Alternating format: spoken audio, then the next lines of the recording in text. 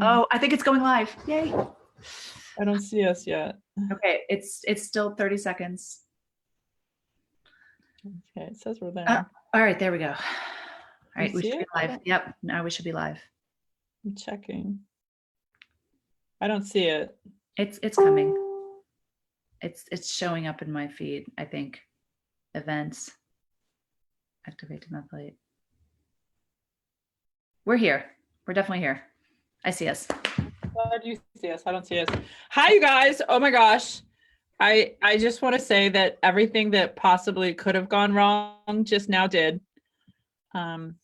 If you know me personally, I will share the details with you. Otherwise, I will not. Alrighty, so here we go. You're methylating. Methylating. Wait, why? Hold on. Present. There we go. Oh my gosh. So you guys, oh Kat, where'd you go? Now I can't see you. I'm here. There you go. Hi, you guys. Thank you so much for being patient waiting for us. My name is Joy Hawk. This is Dr. Catherine Caden. Dr. Kat is a double board certified pediatric and prenatal chiropractor. She owns her own wellness business and has for 20 some years now. She's also certified through IFM for to practice functional medicine. She's been a huge mentor of mine, and we kind of joke that we have like the Joy and Kat show. I know there's probably some chiropractors here in the group, so Kat can speak at your level.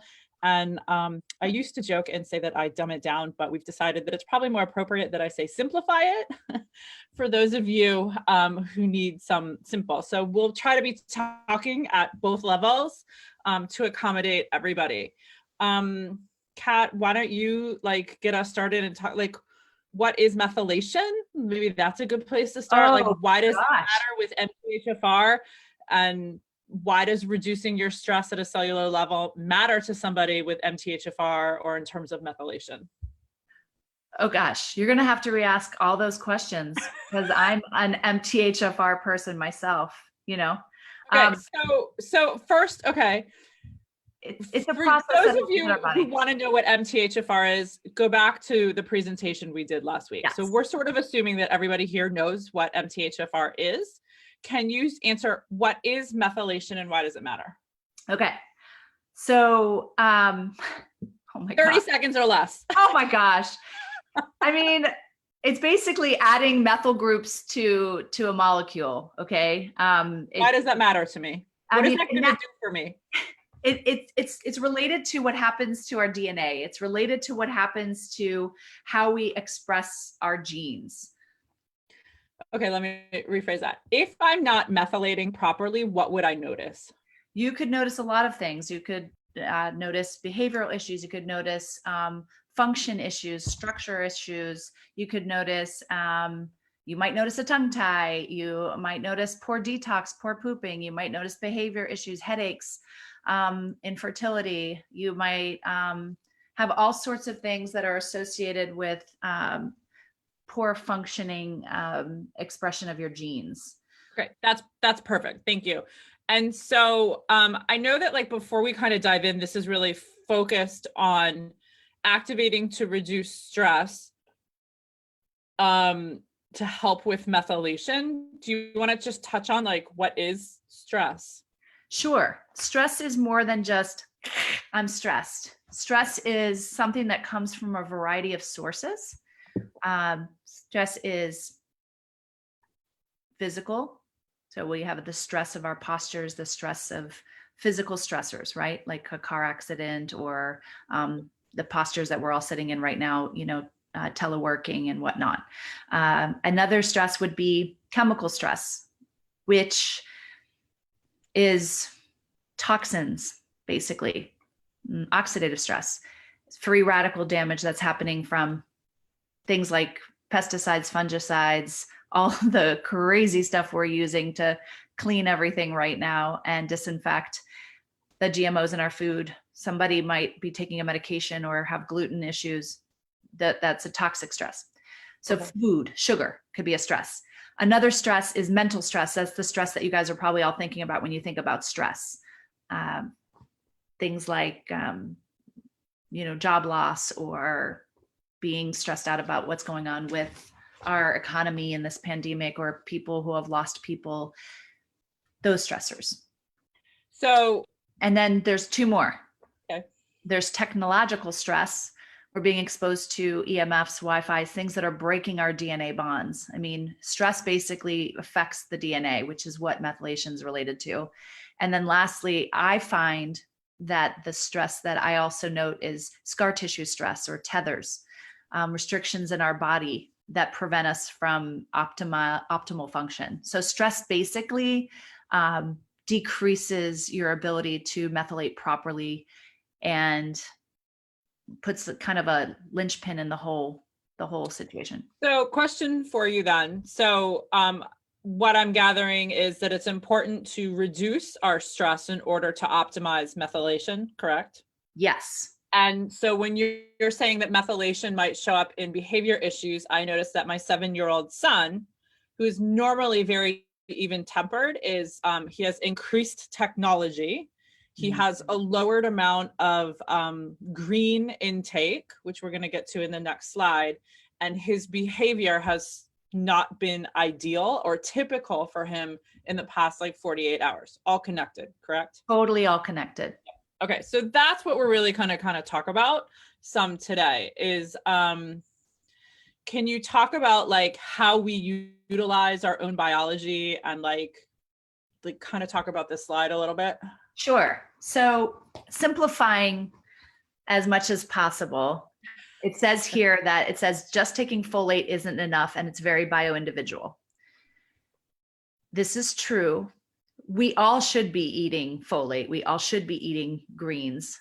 But with the processed foods we have out there, we're intaking a synthetic version that is enriched in our foods, one, like called folic acid. Two, we have problems with absorption because of stress. So we have decreased stomach acid because we've been in stress. So we're not processing our nutrients. So you could actually even be eating healthy things and still be stressed. So taking folate isn't a magic pill. I know that it can help some people. It can also overdrive certain pathways. Taking folate is supplementation, which is really kind of archaic. It doesn't mean you can't do some supplementation, but it's not enough.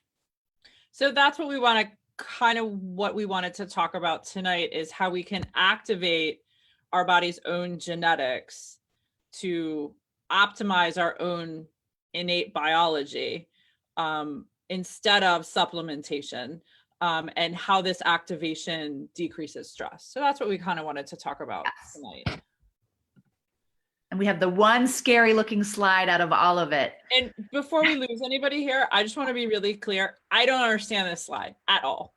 And no, not very many people do. Not very many people do. But I wanted people to understand when people look at methylation, if you look at that little middle circle there, it's the 5-MTHF. That's the methylfolate that people are sometimes taking folate for. And anything that you see in a blue box there, and that's what I want to highlight. Anything you see in a blue box is a gene that's involved in this process. Okay. And so some people know that they have one gene versus another, and they focus a lot on MTHFR because it is the mother of all methylation. So it is very important for it to work. And the reason why is if you see the middle circle, the one that has MTHFR in it, it has arrows that are going backwards and forwards, arrows that are going towards the cycles on the one side and towards the cycles on the other. Why that's relevant is because one of the ways we handle stress and we help our bodies to detoxify is by making an antioxidant all the way down on the bottom right, called glutathione. Do you see that on there? Can you? I do. In the bottom right-hand corner. Yeah. Do you have your, I don't know. Do you see my cursor at all? I don't know. Forgot that they can see my screen. Yes. Yeah, they can see your screen. Right. So to get to that, we have to methylate. You have to methylate to make glutathione. Okay. It's an end product. It's one of the end products of methylation. So that's what I want people to grasp is if you're not methylating properly, you're not making one of your key detoxifying antioxidant enzymes. That Oh, is the that's main cool. point of this slide. Got it. I understood that. So let's talk about nutrigenomics. It's basically the scientific study or the interaction of nutrition and genes, especially with regard to the prevention of treatment of disease. So it's basically how you leverage your genes so the body heals itself. Totally. Correct? Yep. Yes. Yes. It's an aspect of a grander category in epigenetics, affecting epigenetics called biohacking. And this particular aspect of biohacking, nutrigenomics, uses nutrition to affect gene expression. Yes. Yep. And so I think that's what like a lot of us are really conditioned, and we'll talk about this in a later slide. We're conditioned to use, particularly like health savvy people or even people that aren't super health savvy. I think the first thing that people go to is using food to optimize their health. Sure. And it is important to eat right because we need the fiber, we need the cofactors, and we do need some of the nutrients and minerals, even though our soil is depleted from that. Like that's key. Yep. Yep. But I think the important thing, and that's what I kind of learned, is it's not everything. Like I thought perfect food for a really long time was all I needed to have optimal health. And then I added in when I started learning about environmental toxins, I got super neurotic and like tried to have like this perfect non-toxic environment with perfect food. And then my friend ended up getting cancer and changed my whole world. So Totally. And I think that a lot of, if chiropractors are watching, we've probably felt the same way about chiropractic, where like all you need is an adjustment. I mean, and that's what gets a lot of our colleagues thrown under the proverbial bus, because that's not the truth. You know, it's very effective, but it's not enough. We need leverage. and I think and that I think the biggest thing that I would say, like I don't love that term, it's not enough, even though I say it too. It's there's multiple pieces to health and multiple things that we should doing. So we're actually going to share tonight some products with you that are a great way to leverage your health and to optimize your genetics and improve methylation. But in no way, shape, or form are we saying this is the only thing that you should do. Just the way I would say it's not enough to just eat lots of leafy green vegetables, or it's not enough to eat McDonald's and get a chiropractic adjustment. Like it's we're showing you multiple things that we should do. Should, don't like that word either. So I don't know how many of you guys have seen the ABC News clip. I'm not gonna show it to you here. Drop ABC in the comments and tag the person who told you about this event if you want to see it. But what I think is actually really cool about the ABC News clip is that what some say makes that news clip antiquated, that happened in 2005, is actually why it's so powerful. And in 14 years, there's actually no other product on the market like what we have our hands on here, what we're going to kind of talk to you about today. In 2005, ABC released this video with John Kionis. It was an ABC primetime report, $5 million, and orders came in overnight. The stock price went from $1 to $20. I'm not even sure what the stock is right now, but it's doing really well. It's doing well. Yeah. And institutions all over the country wanted to do independent studies, which is how we landed on today. We have 31 independent peer-reviewed studies on this product. So again, drop ABC News in the comments if you want more information on that. So let's talk a little bit about what is oxidative stress. I like to say, like, think of an apple when it turns brown. I think everyone's familiar when you leave the apple or an avocado on the counter, it turns brown. And that's actually, it's damage to the cells of our body. The reason why the apple is turning brown is because the cells of the fruit have been exposed to what we call free radicals, which are in the air.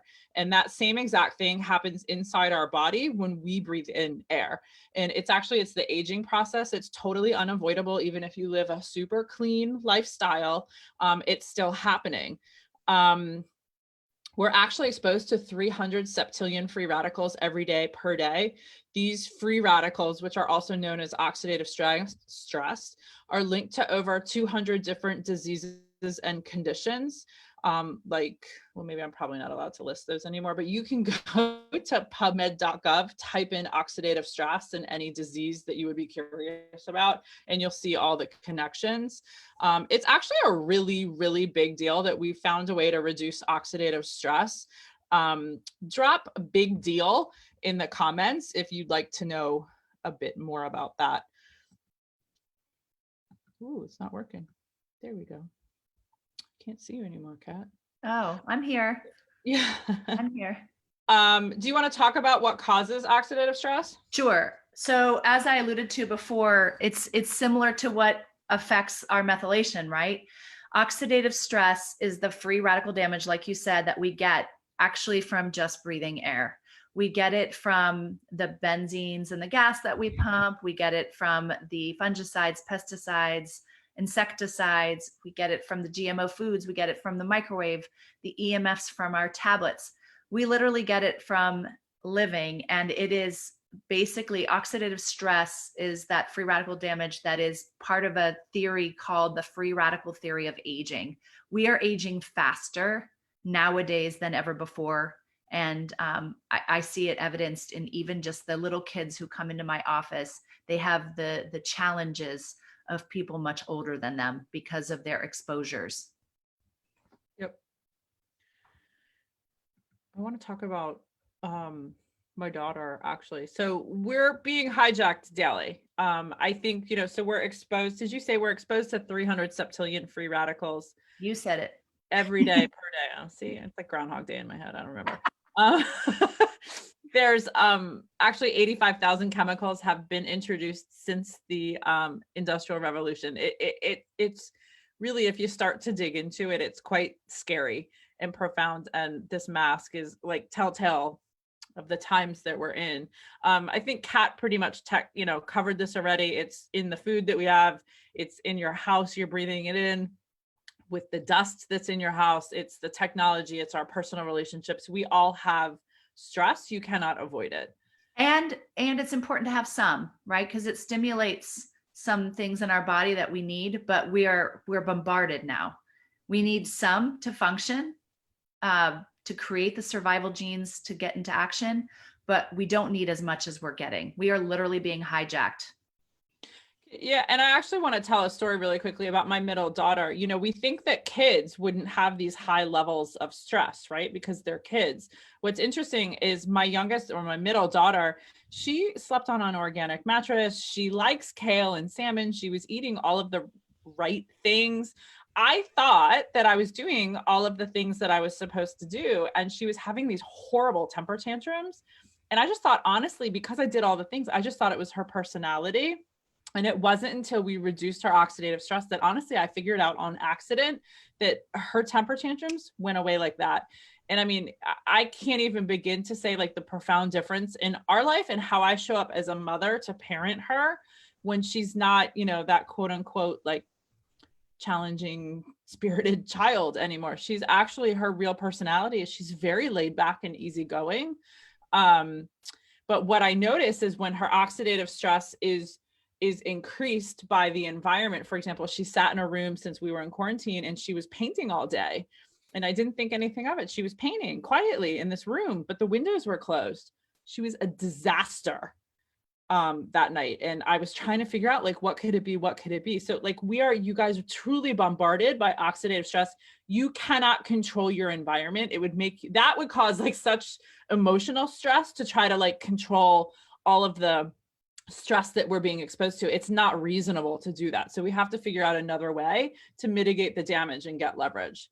And I want to interject, Yeah. Psychological stress has been shown to increase oxidative stress. Yeah, absolutely. And it's just, and I think that I was there, like when I first had my last child, like I knew about environmental stress and oxidative stress. I didn't know about these products. And like, we would go to play dates and someone would have new carpeting that was off gassing and I'd be like, oh, we can't go in. Like, I don't like, it's not reasonable. Like we swim in chlorinated pools. Like I'm not going to tell my kids that we can't go in there, but like there has to be a way to mitigate the damage without making ourselves crazy.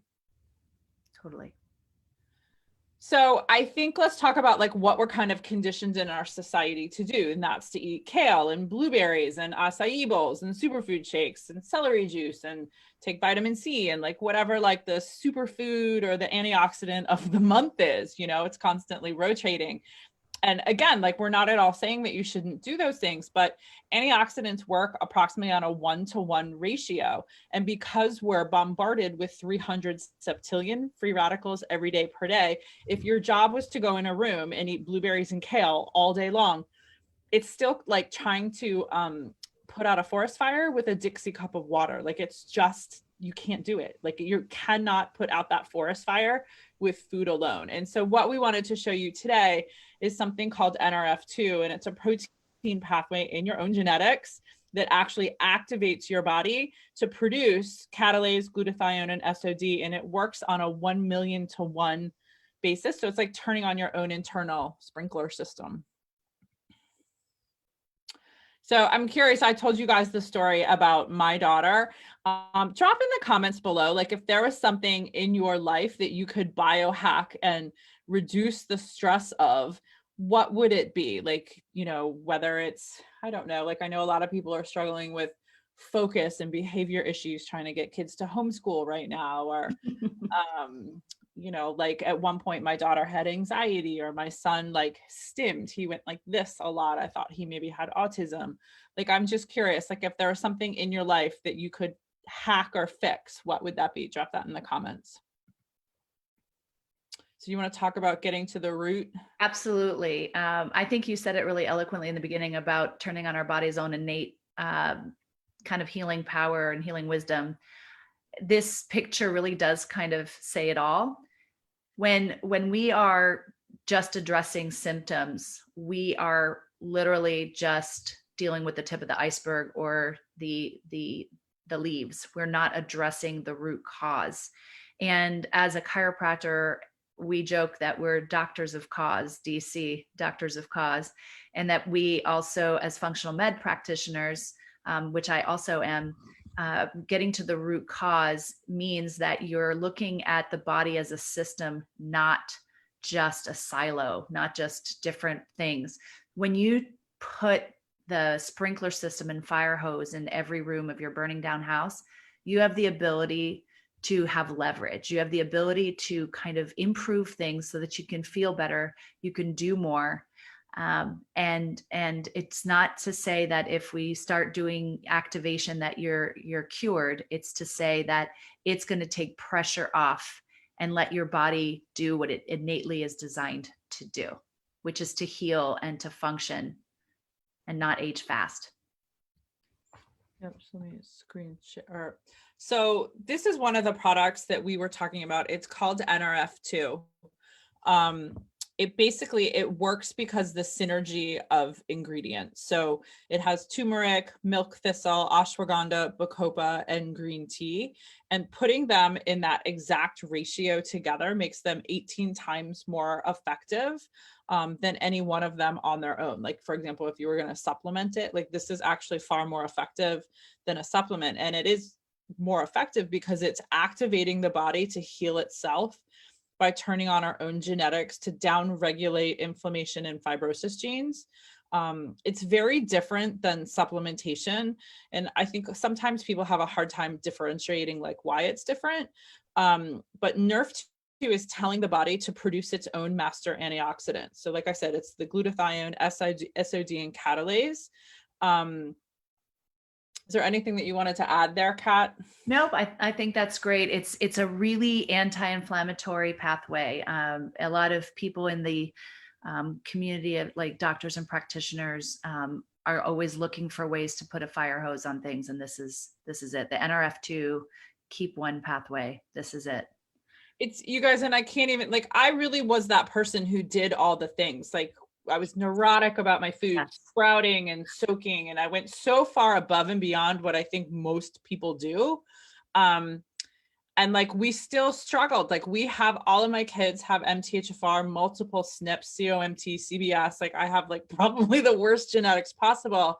And it's been very fascinating for me to see how I was kind of managing our symptoms before, but they would still flare. They were absolutely still there.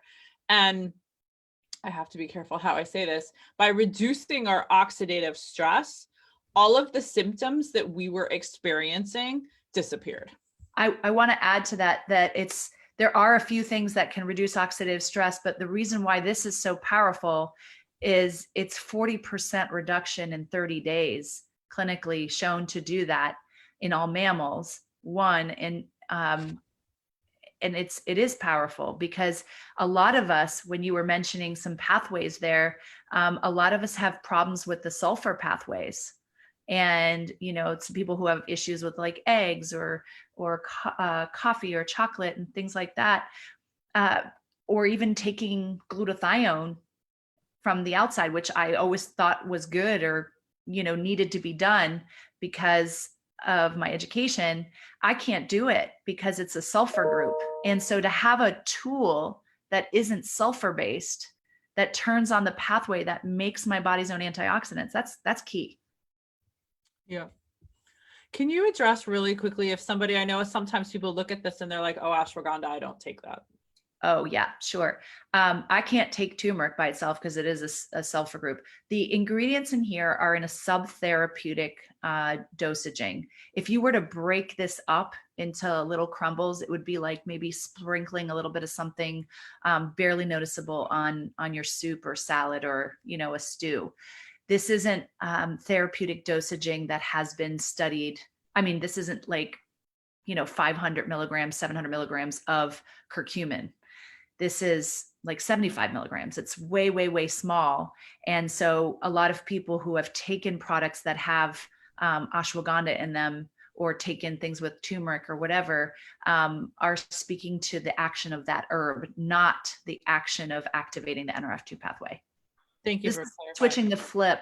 flipping the switch instead of actually dumping in supplements. This doesn't accumulate in the body. This activates a pulsatile pathway. That's so key. Well, what I found really interesting is when I reduced the stress load on my body, and even not just me, even my kids, I noticed they were able to tolerate some foods or things that they weren't previously able to tolerate. Me too. And Yeah. anybody who knows me knows how crazy I am about my diet. Yes. Yeah, she's a Yes. little. Yes. Yes. So can you talk a little bit about the peer-reviewed research? Sure. Way back in 2005, when that clip originally aired, a lot of people wanted to order, but the most important thing from a science perspective, I think that happened is that doctors and researchers from around the world contacted the formulator and asked to get their hands on his product before it even went to be sold. And that's key because independent peer reviews is really one of the highest standards of research that there is. And that's because like our company didn't pay to initiate these studies. These were initiated and funded and proved the efficacy of a product brand. So we have 26 independent peer reviews on PubMed. There are other ones off of PubMed. You could make a comment below if you want to take a look at these studies on this particular product, but it's relatively unheard of. So it's incredible to be able to type in either protandem or oxidative stress or NRF2 and type that into PubMed. PubMed is publicmedical.government. It is the National Institutes of Health Library of Medicine, which is the largest compendium of research that I know of, that most doctors know of. And it is something that you could say to your doctor, you're like, it's on PubMed. What I think, this 217, I think is low. I think last I looked, it was like 243. And what's really interesting is in the like 2.5 years that I've been doing this and paying attention to oxidative stress, the research that's come out on the topic has doubled. It was 130 when I was here. Yeah, it's crazy. Double. Crazy. Like it is the most heavily researched topic. Is that fair to say? Yes, I think so. Ooh. I don't know who that is. So yeah, I think another thing that Dr. Martin Paul from Washington State University said NRF2 may well become the most extraordinary therapeutic and most extraordinary preventative breakthrough in the history of medicine. So these are just some of Colorado University, Texas Tech, Johns Hopkins, the American Heart Association, the National Institute of Aging, Children's Hospital of Colorado, SBR Medical Discovery Institute, Harvard, Ohio State, Louisiana State University, University of Kentucky, Biogen, and then obviously Washington State University again. Like these are just some of the places that are researching Protandim. So so talk to us about like mitochondria and like, why do we care about mitochondria? Mitochondria, everybody probably remembers from their 8th grade science class, right? The powerhouse of the cell. They are the cellular engine. And as we age, the amount of them declines.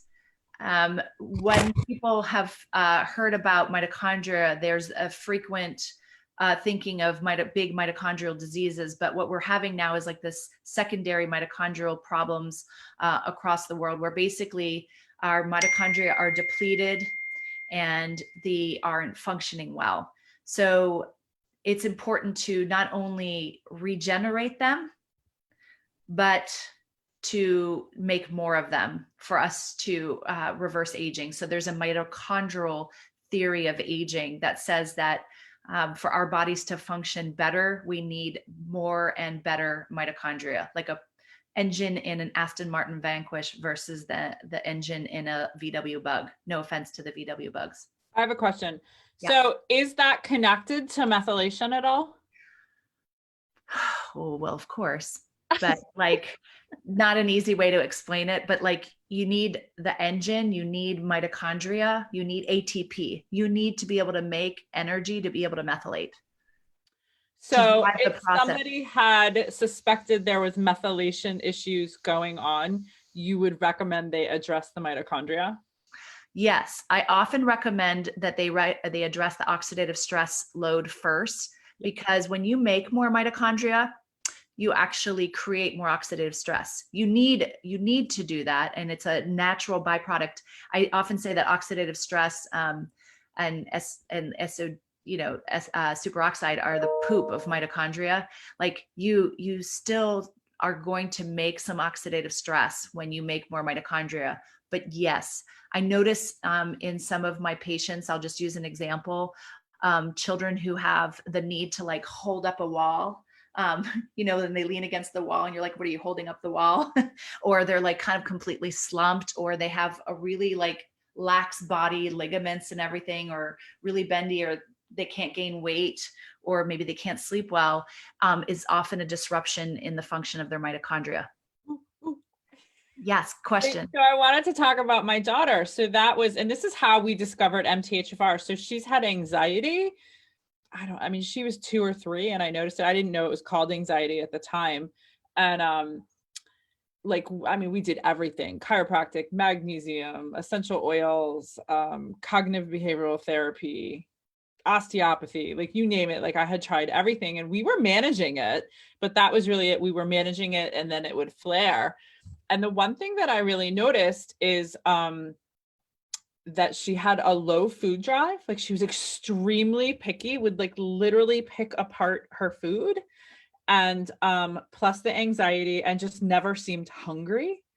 And on a whim, it was a fluke. We added the mitochondrial support to her regimen, and I guess I have to be compliant, but the change in her was like night and day. And what's funny is this past summer, she's 13, she had a flare of anxiety. And I was like, oh, okay, like I know what to do. And I doubled down on activation for her mitochondria. And not only did the flare go away immediately, but she woke up the next morning and she was starving. She was eating so much. And she said to me, Mommy, I don't know what you gave me, but this isn't going to work. Because she's 13, like she's like paying attention to her food now. And so it's fascinating to me how well this works for her. And it works for my son as well. Like we noticed, my firstborn, we noticed a tremendous tremendous change in him when we did the mitochondria, because he actually, was relatively small and thin, and he just fully bloomed right after we introduced it, and it's amazing to me, like Same. amazing. Like he was stuck at like 45, 50 pounds, and then just is now 70 pounds in a couple of years of activating his mitochondria. And it's like totally on par, and it's incredible. And Yeah. it doesn't work the same for everybody. It depends on what your mitochondrial depletion looks like. Yeah. But yeah.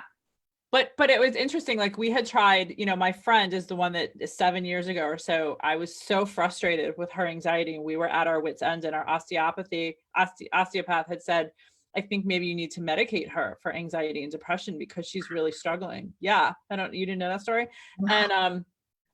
And my friend, I was in a gas station actually, and she was like, you cannot. And she's like, give me your credit card number. Cause she had just heard about MTHFR. She's like, I know what it is. And we figured this out. And then it still took a couple years of playing with what it is. But I mean, night and day, I can't even explain it. Like, and we had tried everything for years. Totally. And when you can get the attention of the body like that, then you can get attention to do other things. Like I have some patients where I have to start off simple. And sometimes simple is taking a supplement or a pill or something, an activator in the form of a pill, to get the body's attention. And then it's like, whoa, okay, I feel better. I can take on doing a diet that's going to heal my gut. Sure. Yep. And I didn't know this, but I didn't know that our mitochondria productions, and correct me if this is not accurate, that our mitochondria production really significantly slows down in our 30s.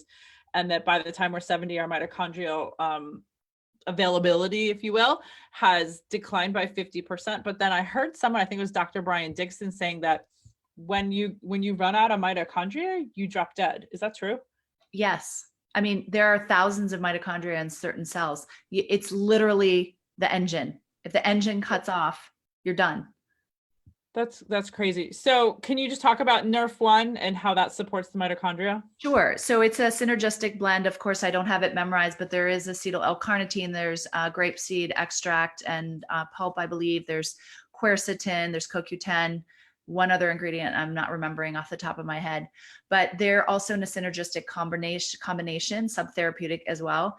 And it flips the switch to not just increase mitochondrial function, but actually make more mitochondria. So it's called mitochondrial regeneration and mitochondrial biogenesis.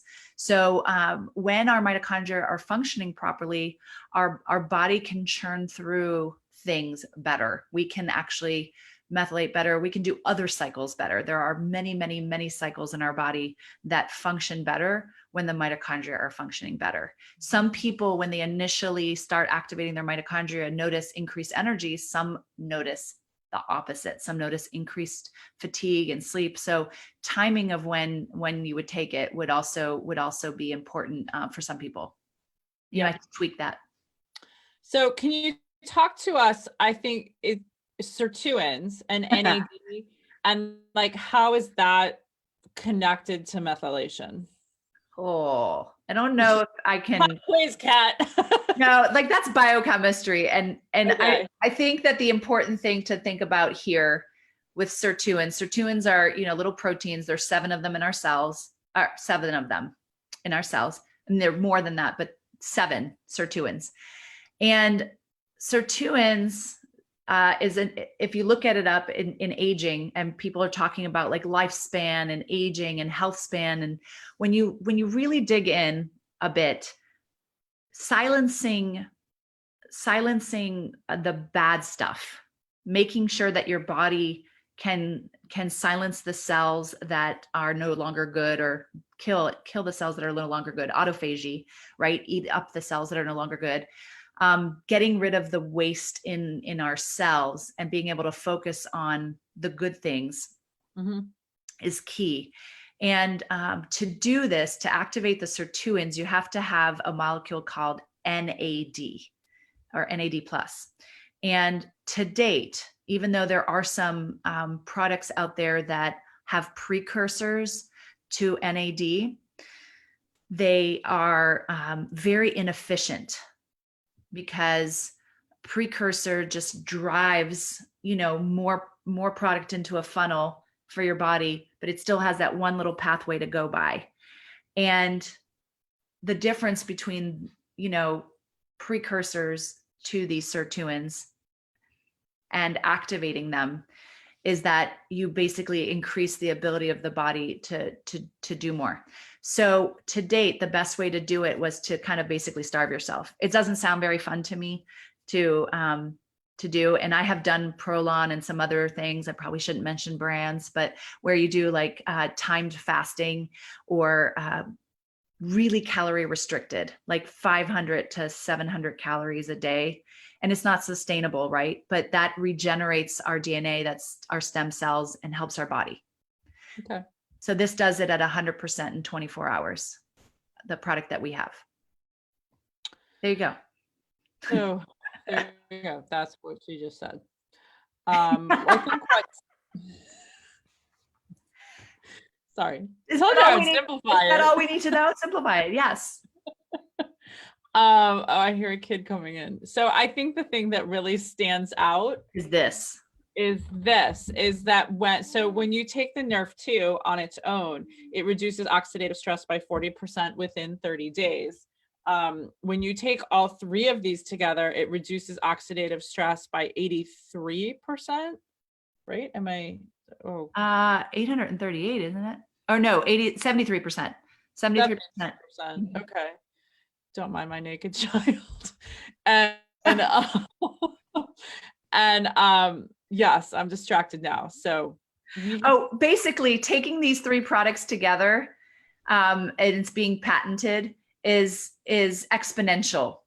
So the little dark gray boxes are the products by themselves, and the blue boxes are the products in combination. So anybody who is maybe already aware of and taking the Tri-Synergizer, definitely drop that below. If you're curious about how you can activate these three pathways, these three theories of aging, slowing down the aging process. I don't know if you want to ask, if you want to age fast, go ahead. I want slow aging face, slow aging body, slow aging, all of it. Slow aging face, please. So I know we're running out of time, but we have to, actually, you guys, I say this all the time. I take the Tri-Synergizer. I love it. But if you dropped me on a desert island and said I could only bring one thing, Axia would be a toss-up between fire, food, and clothing and shoes. So you tell them why. Like, why do I like this so much? So, because she's my doctor too, so she can explain. Why do I like this so much?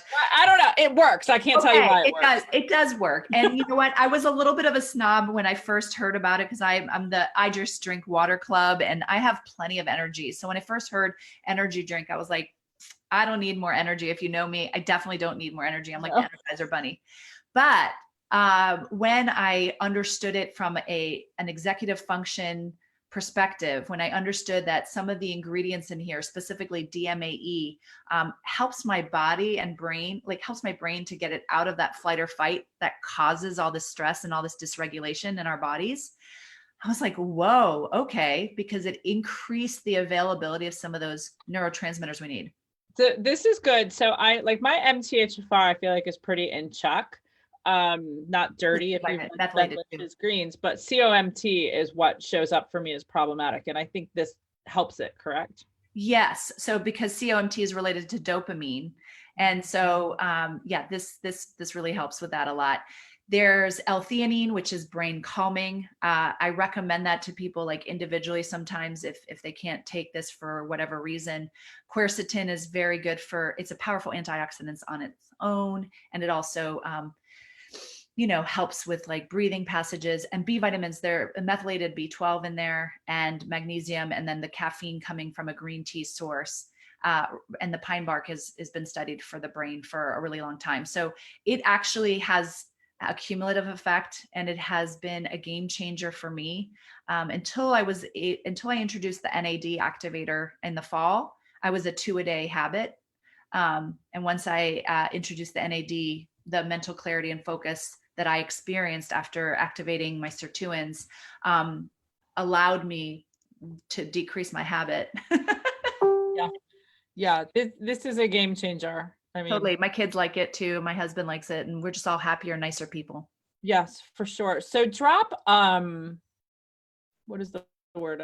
Brain mapping in the comments below. We have a really cool video. I think it's a neuroscientist or a neurosurgeon who did a brain scan of a child who was struggling with anxiety and focus issues and became activated.